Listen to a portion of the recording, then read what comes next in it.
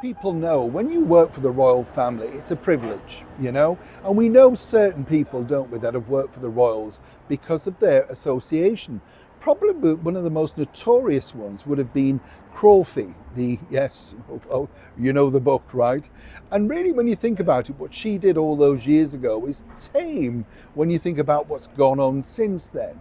We've had people that have worked directly with the British monarchy who've written books, seemingly because, say, somebody like a press officer didn't get the, royal thing that they thought they were going to get, whether that be a knighthood or a sir or whatever, they didn't get it. So they turned to writing a book. And what's fascinating is, as I say, the inner workings of working for the monarchy have radically changed. As many people know, recently I made a video outside the former magazine offices of The Lady.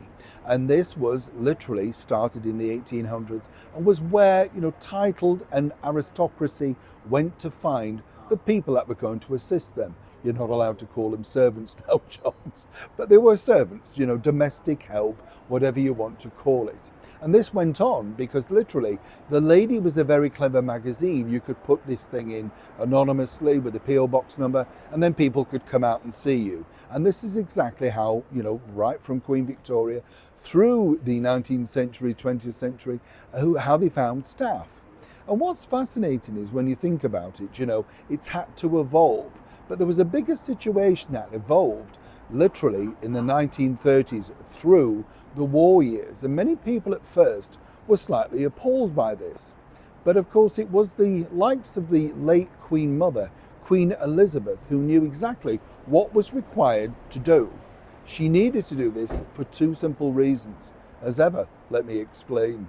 Morning, chums. Nice to see you. Thank you so much for joining me today in this wonderful green effect here in the very heart of London. Still raining, still bitter. I know I'm moaning about that, but it's June. I just want some nice weather now, don't you? At least the pollen's died off a bit. I hope you're keeping well, whatever you're doing. We'll have a lovely wave. Nice to see you, chums. And welcome one and all brand new subscribers. Thank you for your support.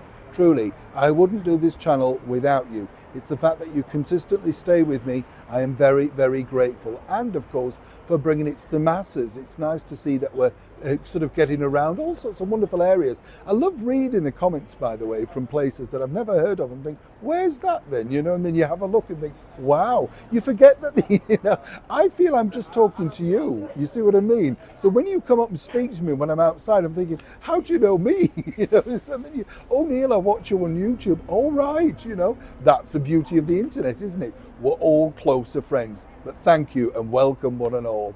Now let's get back to your story of the day. You see, what was interesting was during the period of King George and Queen Elizabeth, later known, of course, as the brilliant Queen Mother, I liked her because she was pure show business. She knew that by appearing at certain events, you had to look the part, and she did not look the part, particularly at things like the Royal Variety performance. Always put the glitter, the tiaras and the frocks on and made sure that she looked as glamorous as all of the performers that were there to entertain the King and the Queen at the Royal Command performance, or indeed the Royal Variety performance. That was the deal, right?